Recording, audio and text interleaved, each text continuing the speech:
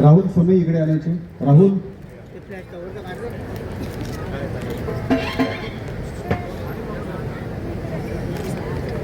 दाखवणारे, संघर्ष शिकवणारे, शिक्षणाच्या माध्यमातून समता प्रस्थापित करायला सांगणारे विश्वरत्न डॉक्टर बाबासाहेब आंबेडकर यांच्या आपण पुढे घेऊन जात आहोत. या प्रसंगी ती प्रज्वलन करीत आहेत आदरणीय नामदार माननीय श्री रामदासजी आठवले. या महाविद्यालयाच्या इतिहासात सुवर्ण अक्षरांनी लिहिला जावा असा हा सोहळा, असा हा क्षण. या प्रसंगी वेस्ट दलित शैक्षणिक प्रसारक मंडळाचे चेअरमन आदरणीय दादासाहेब महादेव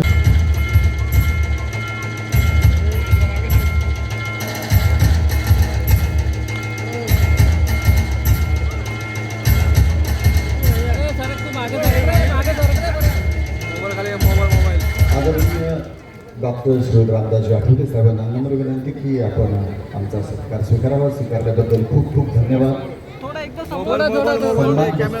पुष्पगुच्छ आणि महाविद्यालयाचे सन्मान चिन्ह देऊन आदरणीय आठवले साहेबांचे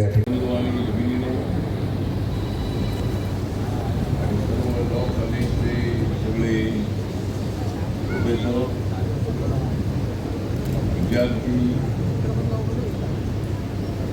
रिपब्लिकन पक्षाचे आंबेडकरी चळवळीत अनेक कार्यकर्ते,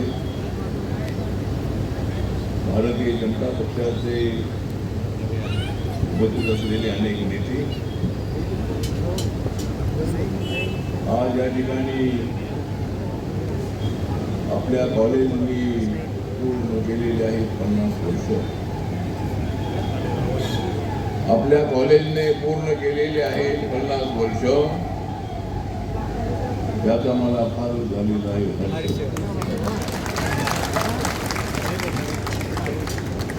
एक तर रावसाहेब अशोक भिडे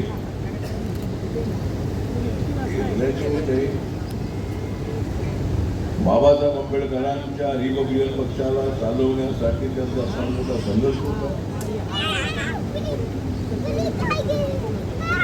या राहुल साहेब या नंतर बोला तुम्ही.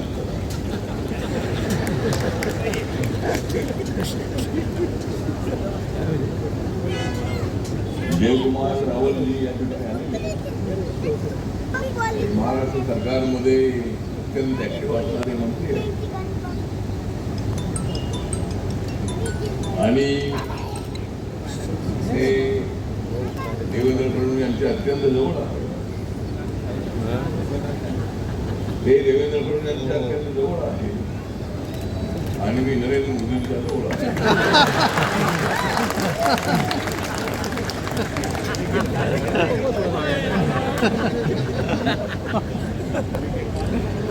ते त्या ठिकाणी उपस्थित आहे. आपले डॉक्टर सुभाष जे मेडिकल कॉलेज जे हॉस्पिटलमध्ये मी अनेक वेळेला गेलेलो. अनेक वेळेला काही कार्यकर्ते ऍडमिट झाल्यानंतर बघण्यासाठी मी गेलेलो. पण मी एकदाही जे हॉस्पिटलमध्ये ऍडमिट होण्यासाठी गेलो ना.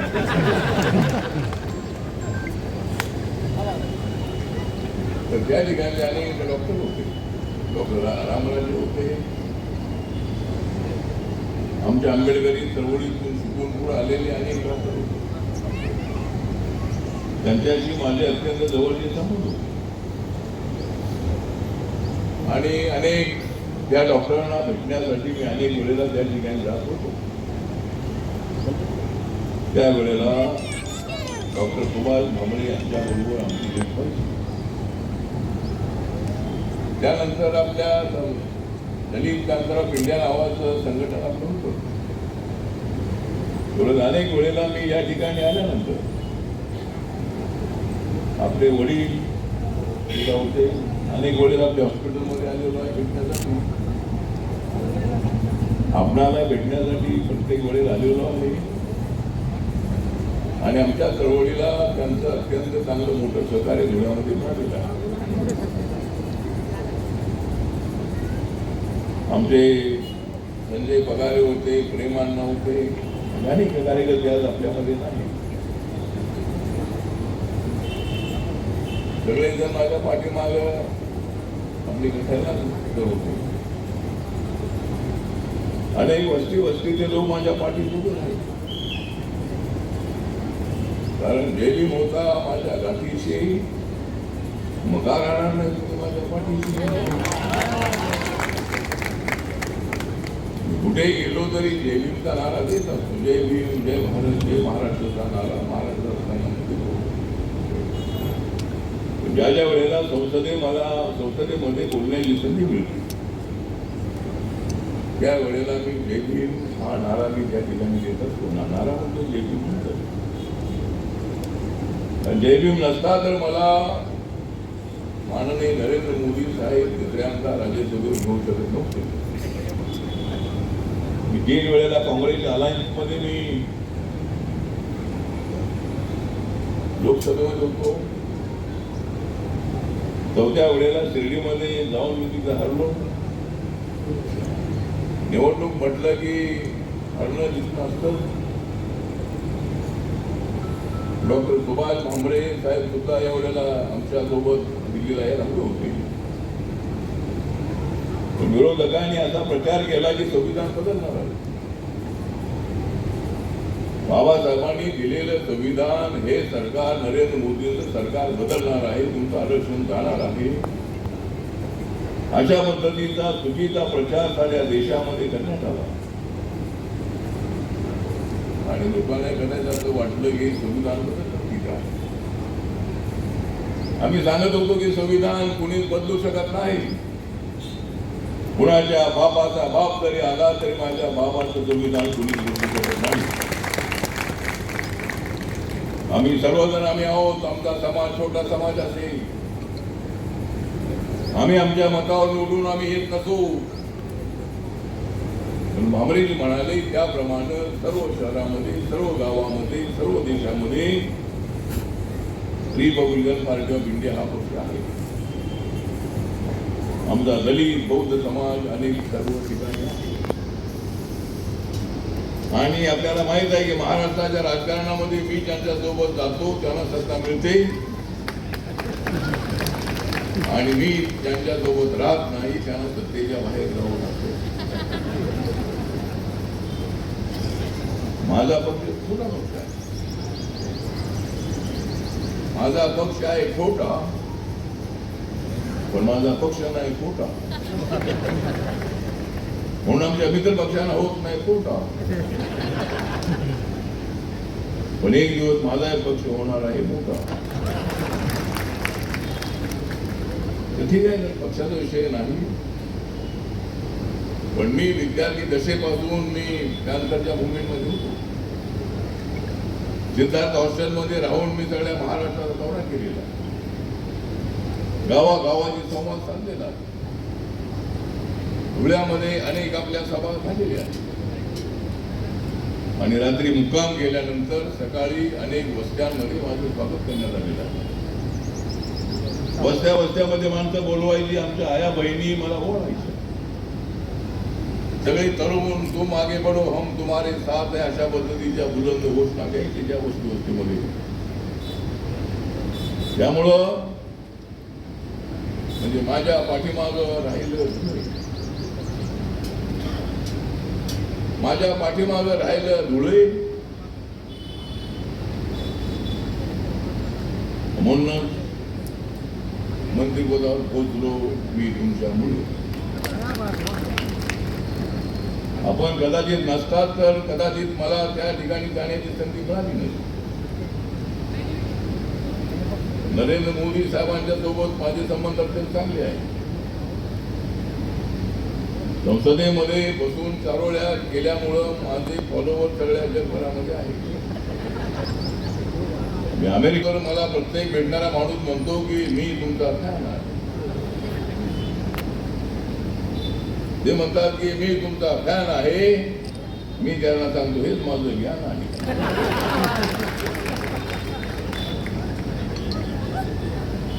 म्हणजे मी पुस्तकातला कवी अजिबात नाहीये. म्हणजे मी अनेक वेळेला लिहिलेलं आहे, मी काही पुस्तक छापलं नाही. पुस्तक छापले पाहिजे पण मी पुस्तक छापत नाही. मी पुस्तक छापत नाही कारण मला ते छापायचं नाही. त्यामुळं मी देशातल्या जगातल्या कुठल्याही देशामध्ये गेलो तर आपल्या भारतातले जे लोक आहेत त्या सगळ्या लोकांना माहित आहे की पार्लमेंटमध्ये कोण काय बोलतोय, काय परिस्थिती आहे. आणि अनेक मोठमोठे शाहीर सुद्धा आहेत. त्यांच्या त्या शाहिरीला जेवढी दाद मिळत नाही तेवढी दाद माझ्या त्या सहज दिलेल्या शब्दांना दाद मिळते. ठीक आहे, दाद मिळण्याचा विषय नाहीये. पण आज आमचे रावसाहेब रेडे साहेबांच्या बरोबर माझे संबंध अत्यंत चांगले होते. ते मुंबईला आल्यानंतर ते आमदार निवासामध्ये थांबायचे, खोबराकडे गट आरपीएलचे काम करायचे. आणि त्याने 1975 मध्ये 6 डिसेंबर 1975 हे कॉलेज सुरू केलं. आणि डॉक्टर बाबासाहेब आंबेडकर स्मृती विधी महाविद्यालय 6 डिसेंबर आमच्यासाठी अत्यंत काळाचा दिवस. बाबासाहेब आंबेडकरांचं 6 डिसेंबर 1956 महापरिनिर्वाण झालं. देशाचं संविधान लिहिताना, कायदे बनवताना बाबासाहेब आंबेडकर तसे बॅरिस्टर होते. आणि लंडनला आपण गेलात तर लंडन स्कूल ऑफ इकॉनॉमिक्स मध्ये शिकलेले बाबासाहेब आंबेडकर. त्यानंतर त्या ठिकाणी जे बॅरिस्टर झालेले असंख्य लोक आहेत, लाखो लोक आहेत. पण त्या युनिव्हर्सिटीमध्ये काही ठराविक लोकांचे पोर्ट्रेट आहे. त्या पोर्ट्रेटमध्ये बॅरिस्टर झालेल्या पोर्ट्रेटमध्ये बाबासाहेब आंबेडकरांचं पोर्ट्रेट आहे. आणि डॉक्टर आंबेडकर रूम म्हणून त्या ठिकाणी एक रूम आहे, एक टेबल आहे, एक चेअर आहे लंडनमध्ये. लंडनमध्ये बाबासाहेब आंबेडकर ज्या ठिकाणी राहत होते त्या घराचं स्मारक बनवण्यात आलेलं आहे. आणि माननीय नरेंद्र मोदी साहेब, देवेंद्र फडणवीस साहेब आणि आपल्या माझ्या उपस्थितीमध्ये त्या ठिकाणी त्याचा लोकार्पण सोहळा झाला होता. त्याला सुद्धा मी त्या ठिकाणी उपस्थित होतो. बाबासाहेबांचं लक्ष होतं या देशाला कसा विकास करता येईल यासाठी. या देशामध्ये समानता प्रस्थापित होण्यासाठी काय करणं अत्यंत आवश्यक आहे, आर्थिक प्रगतीसाठी काय करणं अत्यंत आवश्यक आहे. आणि म्हणून रात्र जागून बाबासाहेब आंबेडकर संविधान लिहित होते. आणि आपल्याला माहित आहे की 26 नोव्हेंबर 1949ला संविधानाचा ड्राफ्टिंग कमिटीचे चेअरमन म्हणून डॉक्टर बाबासाहेब आंबेडकरांनी डॉक्टर राजेंद्र प्रसाद, पंडित जवाहरलाल नेहरू यांना तो दिला. आणि संविधान लिहिण्यामध्ये किंवा संविधानाच्या मध्ये सगळ्यांचा वाटा आहे. ज्यावेळेला बाबासाहेब आंबेडकरांनी ड्राफ्टिंग कमिटीचे चेअरमन म्हणून ज्यावेळेला हा ड्राफ्ट दिला त्यावेळेला डॉक्टर राजेंद्र प्रसाद आणि पंडित जवाहरलाल नेहरू यांच्या तोंडातून उद्गार निघाले की डॉक्टर आंबेडकर आपण या संविधानाचे खरे शिल्पकार आहात, आर्किटेक्ट आहात.